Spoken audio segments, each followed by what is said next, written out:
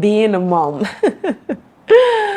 Oh my god, guys, being a mom is fun. I don't like, oh, being a mom is fun, being a mom is nice, but it also comes with a lot of guilt. It also comes with a lot of feelings, a lot of emotions. You have emotions that you never thought you would have. You start feeling ways in ways that you're like, why am I feeling this way? Why am I feeling bad? Why am I feeling like?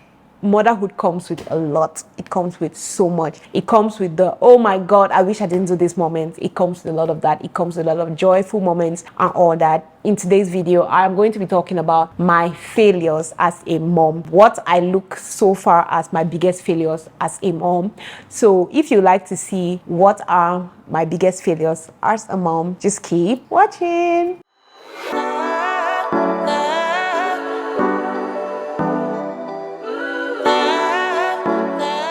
Welcome to my channel. My name is Kenna and I am a mom of 3 cutest babies, the cutest babies you ever see.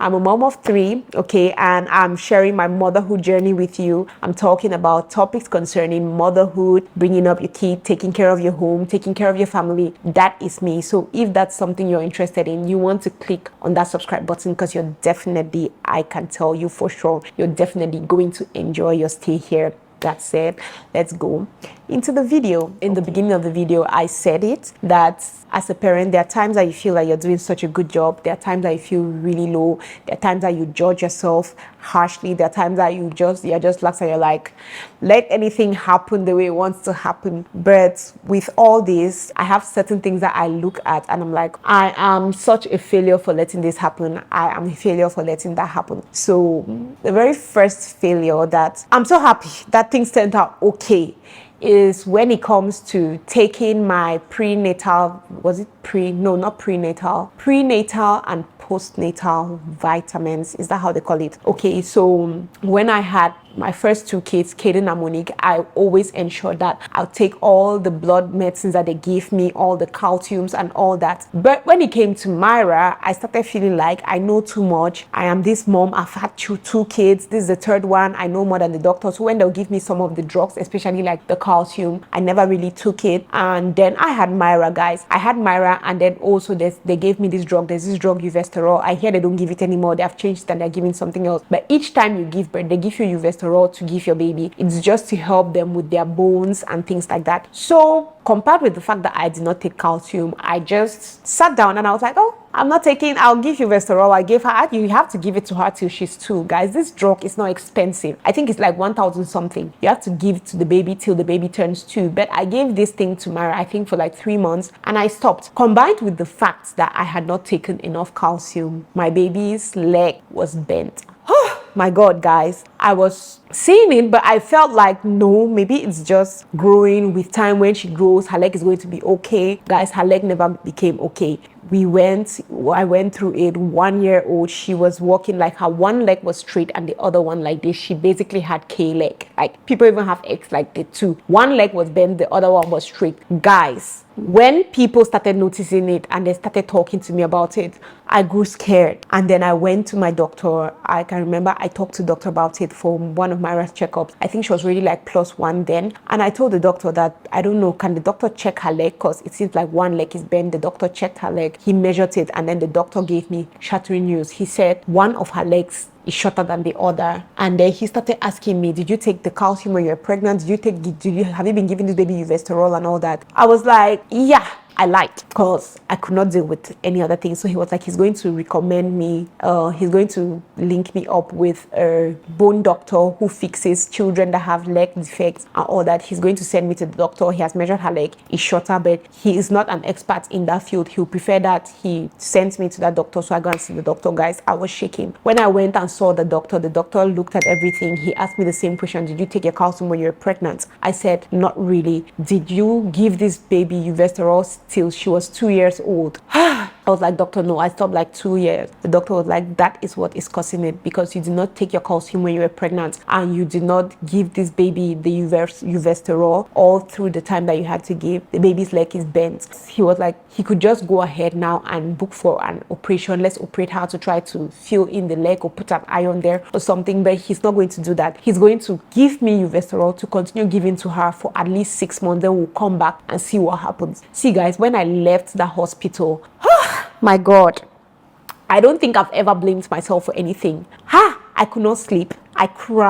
I cried real hard, because I was like, it's because of your carelessness, Kenna. Now your baby might be faced with a deformity because of your carelessness. What would it have cost you to just take the drugs? Basically, what would it have cost me? Nothing. But you refuse. It's not like it was some super expensive thing. Just take this thing for the child. Even when the doctor gave you the uvesterol to continue giving her 2 years, something that is 1,200, she would use it for like 1 month or 2 months. What was it, guys? I blamed myself. I felt so bad. I came, I told my mom, we were praying, I was giving her the drug, and to God be the glory, guys. Her legs got straight. See, that is why I don't play when I hear any pregnant woman telling me, I know, but take me day one, I just tell them that if this kind of thing has not happened to you, I just tell them my experience. That's why I'm just saying this here, so that if you're one of those women who might be pregnant and you're like, oh, I'll not take this one, I'll not take that one, you don't know the harm you're causing. If they ask you to take those drugs, it's because the doctor knows why he's asking you. Don't sit and you feel like you're better, you know a lot more, you're not going to take it and you're going to be okay. Don't feel that way. See, guys, I did that, and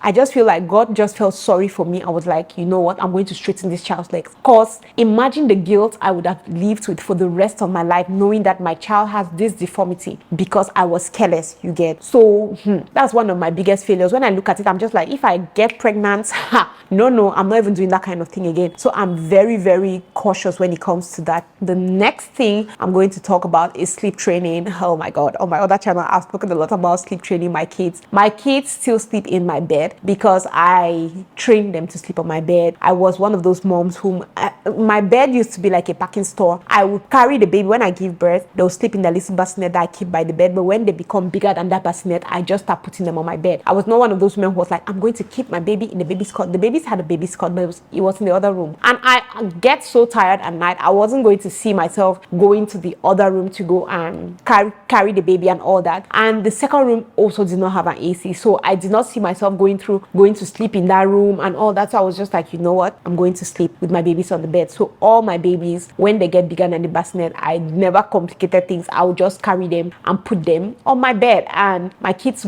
adapted to the bed. They know that is their bed.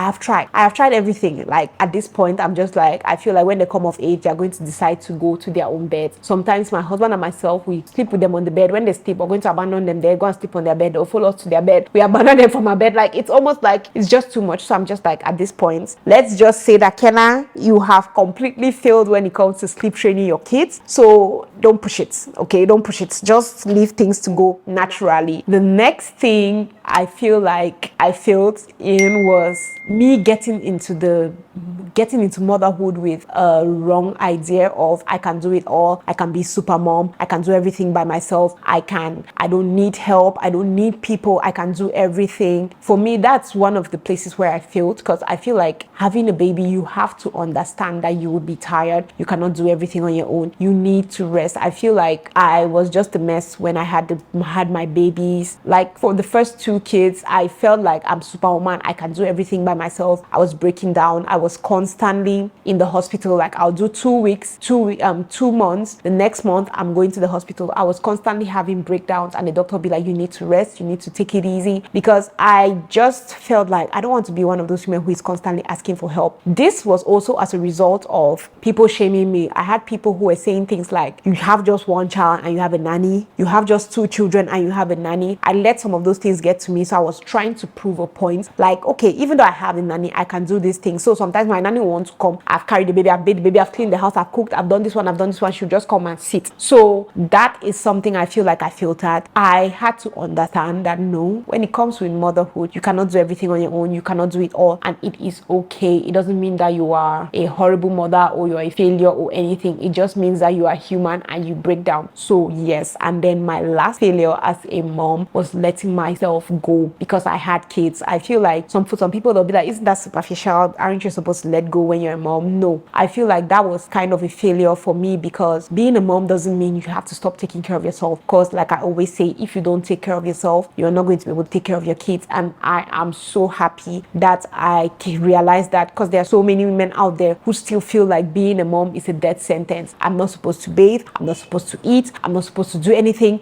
It's all about the baby's supposed to be fine and all that. Self-care is really important when it comes to motherhood. For you to be able to take care of yourself perfectly, for you to be able to be who you want to be for your kids, you have to take care of yourself. So I take care of myself.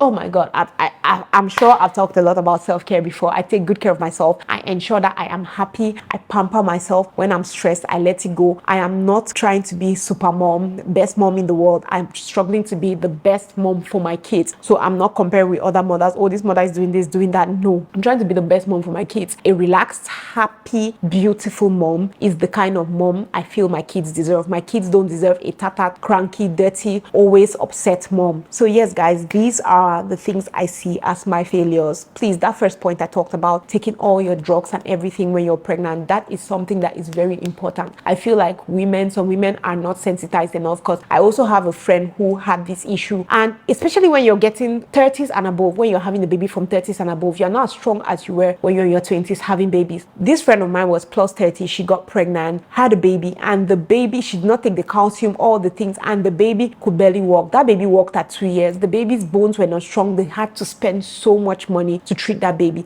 When, if my friend had just followed what she had to follow, she wouldn't find herself in that position. Anyway, guys, thank you very much for watching this video. I hope this video helps someone out there. Let me know what you think, and I am going to see you on my next one. Okay, guys, love you. Bye. Mwah.